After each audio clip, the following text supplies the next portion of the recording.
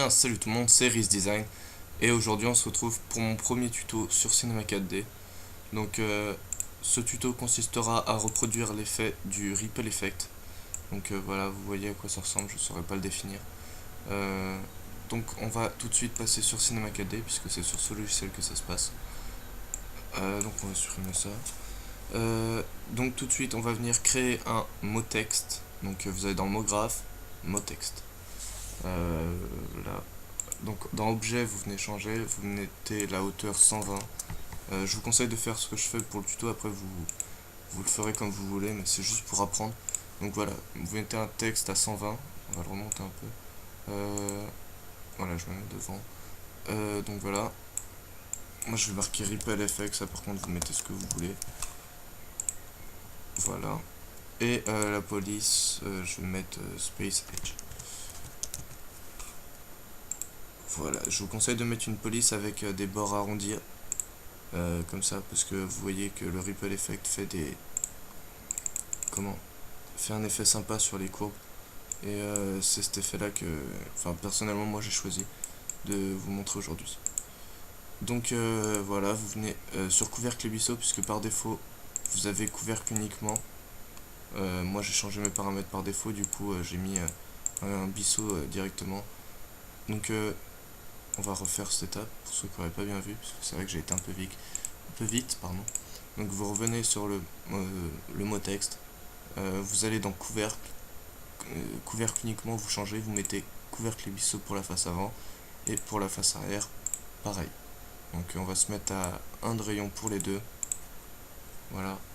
On va tout de suite dupliquer notre texte, et on va lui appliquer un couvercle et bisseau avec un rayon de 2, donc pour la face avant et pour la face arrière également. Et on va lui appliquer un matériel noir, donc vous verrez après pourquoi. Et on va tout de suite le reculer. Voilà, donc enfin, sûrement il y en a quelques-uns qui auront compris. Pour ceux qui n'ont pas compris, en fait, c'est parce que le Ripple Effect va s'appliquer sur le texte que je vais mettre, juste sur la partie avant. Moi, ce que je préfère, c'est que comment enfin, le devant, le derrière et le dessus, même le dessous, reste normal. Je préfère que ça soit juste sur la face avant. Bon, après, ceux qui veulent pas, vous avez juste à supprimer votre texte. Personnellement, je vais le laisser. Et je vais même le mettre à 3 de rayon. Parce que c'est vrai que le Ripple Effect fait vraiment agit comment on pourrait dire ça, agit beaucoup. Voilà, on va dire ça comme ça, puisque de toute façon j'ai pas envie de trouver autre chose. Donc là, sur la face avant, je vais lui appliquer un matériel orange personnellement. Après, vous mettez ce que vous voulez. Donc là, on va voir que le mot texte est normal, donc ça fait juste un mot texte comme ça fait rien du tout. Donc voilà, donc là on va passer à la phase pour apprendre à faire le Ripple Effect. Donc vous allez tout de suite créer un objet neutre. Voilà, et vous allez mettre le texte que vous voulez, le texte que vous voulez qu'il fasse le Ripple Effect dans cet objet neutre. Vous allez désélectionner, il faut que rien soit sélectionné quand vous allez mettre un effecteur, sinon ça va vous faire quelque chose de pas, c'est pas ce qu'on veut. Je dirais pas que c'est moche, parce que c'est pas moche, mais c'est pas ce qu'on veut. Voilà, vous allez voir, si j'ai un texte désélectionné et que je viens appliquer un effecteur de randomisation, voilà ce que ça fait. Donc c'est pas ce qu'on cherche, donc on vient supprimer ça, et donc vous désélectionnez tout. Voilà, et on va là créer un effecteur de randomisation, donc mot graphe, effecteur de randomisation. Je vais le remonter, je sais pas pourquoi, parce que je sais pas ce que ça fait, mais je trouve ça mieux. Donc vous mettez l'effecteur dans l'objet neutre également, et là vous vous assurez bien que les minimums et maximums soient moins 100 pour les minimums et 100 pour les maximums. Donc voilà, c'est dans l'effecteur pour ceux qui n'ont pas vu. Et là on va passer dans déformateur pardon.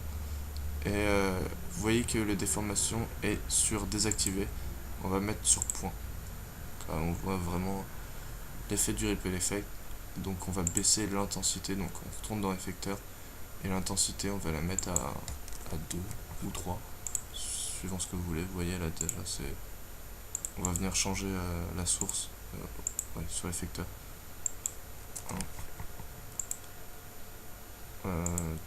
Alors, comment on va le faire? On va le mettre à 3.